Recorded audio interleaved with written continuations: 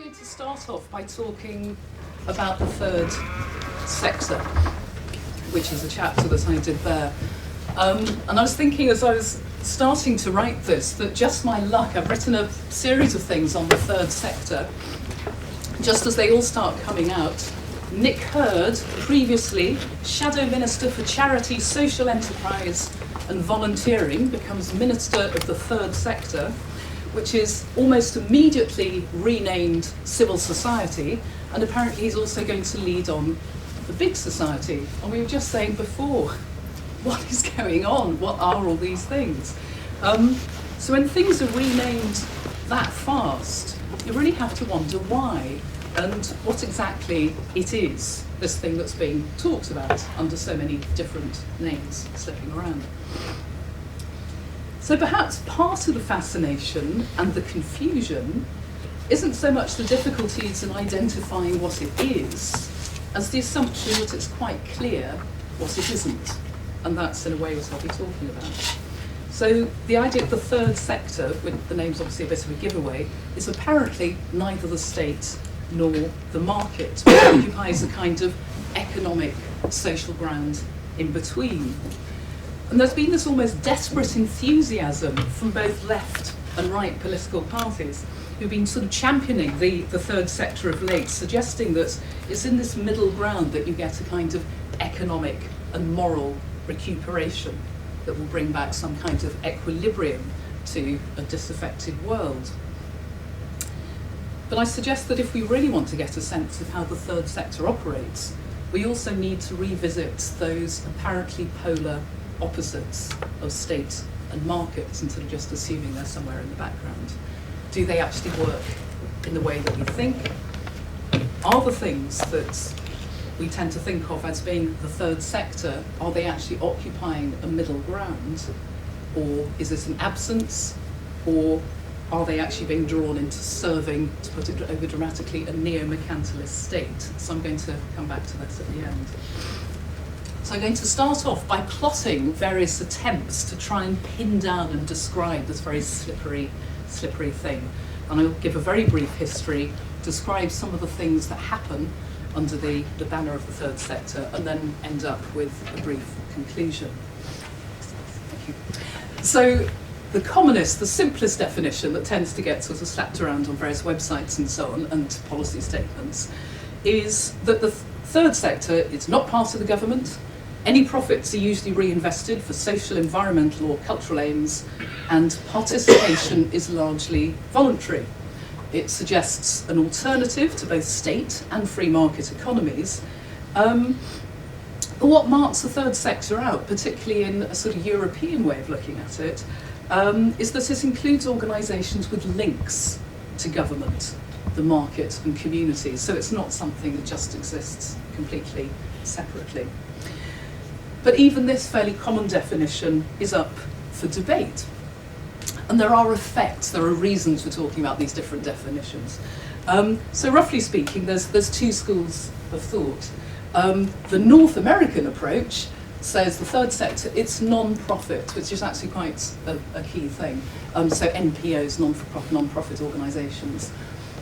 It focuses solely on economic activities, so it tends to downplay sort of social activities that don't think about this. And it's independent, it stresses the fact that it's independent from the state and the corporate sector. And there are two people, Salomon and Anhire, who particularly tend to sort of write, exploring these kinds of definitions.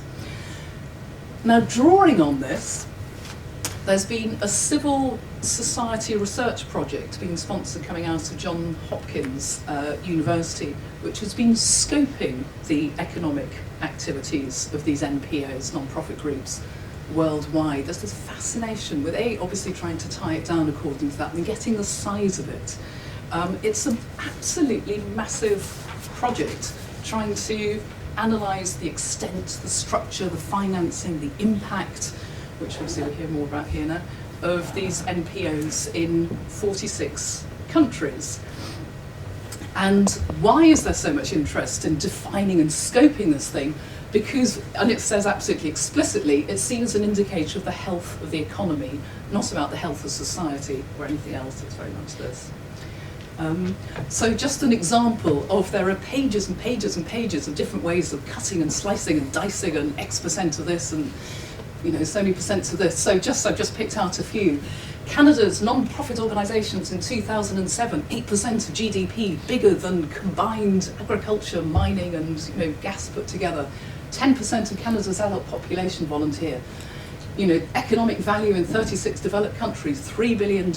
I mean, these figures go on and on and on, sort of emphasising what an important part of a successful and healthy economy the third sector is. Now, obviously, although fairly these are fairly sort of generalised qualifications for actually saying what the third sector is across different countries, but obviously also the legislative and tax systems of each country affect that given third sector's size and revenue. So, for example, in the US, you get tax breaks, and this leads to a much higher figure than you'd get otherwise.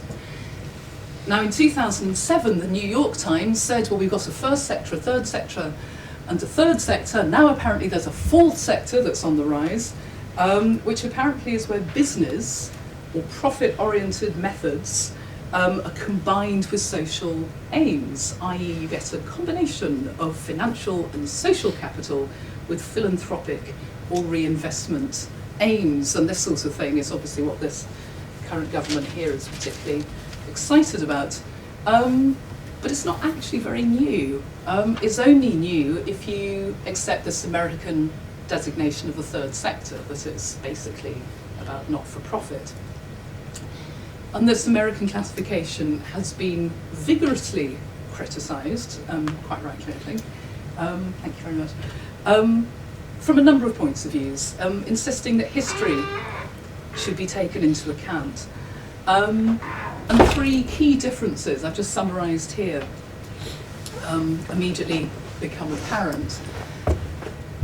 One of the key distinctions, perhaps, is not a focus on do we make profit or not, but who is it for? Is it for the collective mutual benefits of a cooperative or group who are going in for that, or is it actually maximising return for individual investors and shareholders?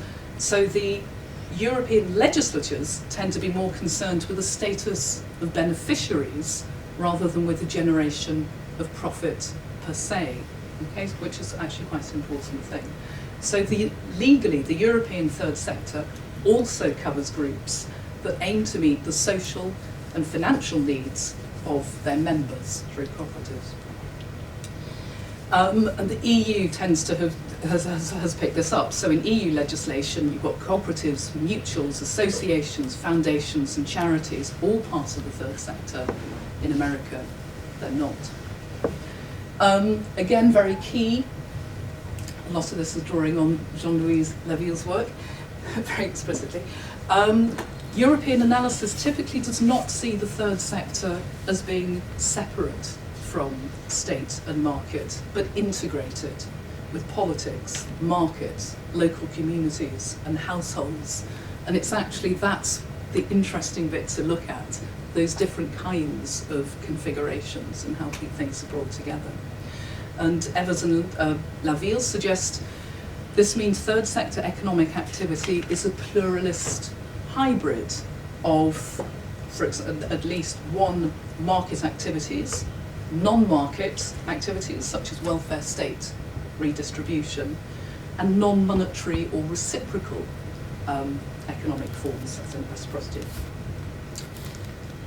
The fact that the third sector connects to other domains, of course, also means it's a very important site for resistance, i.e. it's not something that is totally outside, so there are different ways of connecting. It doesn't necessarily mean you get brought into something, it's some kind of link.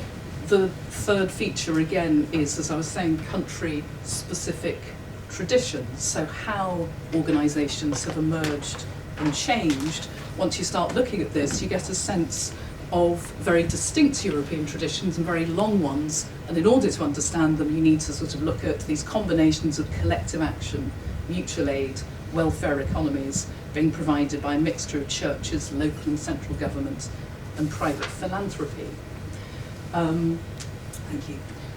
Again, I won't go through all of these. Once you start looking, you see from one country to another, quite different attitudes towards how the state tends to be conceptualised, and then following on from that, quite different ideas of the relations between the state and popular organisations. So just some examples here.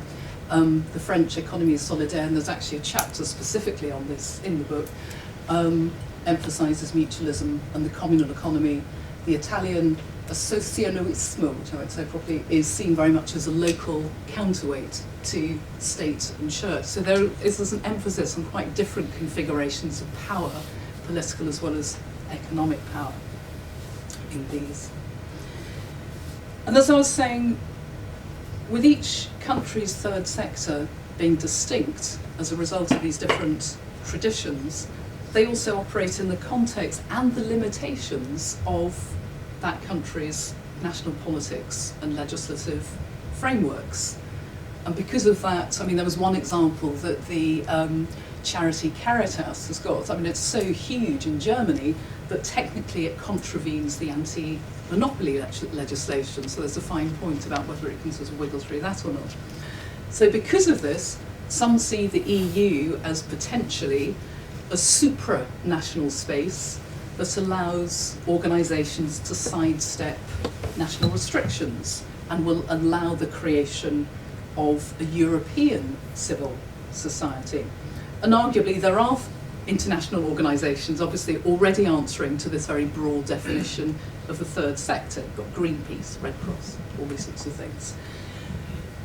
The difference perhaps with those kinds of international NGOs or international groups is that they very much promote universal versions of the public good. They don't make the claim for legitimacy, which a lot of these third sector groups do, from being embedded in locality, being embedded in and responsive to local society and communities. So you could say, well, does the third sector actually mean anything? If there are so many different actual instances of it, is it just such a broad umbrella term that it actually is meaningless?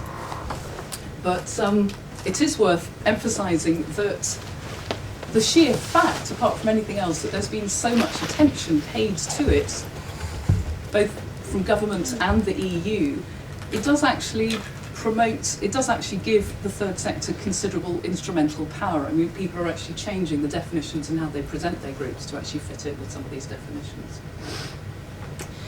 But for all of this, the micropolitics of interactions between the third sector, public institutions and private firms still tend to be somewhat under-researched.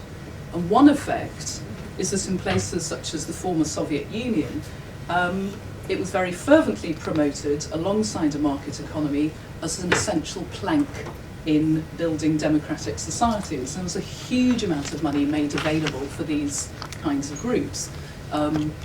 I used to say at one point that everyone I knew, all my friends, they all happened to be an NGO as well. I mean, that was the standard thing because that was a way of sort of tapping into money. But there's been a little bit written on this, that very often this tended to be an elite network that didn't necessarily represent the constituencies they said they did.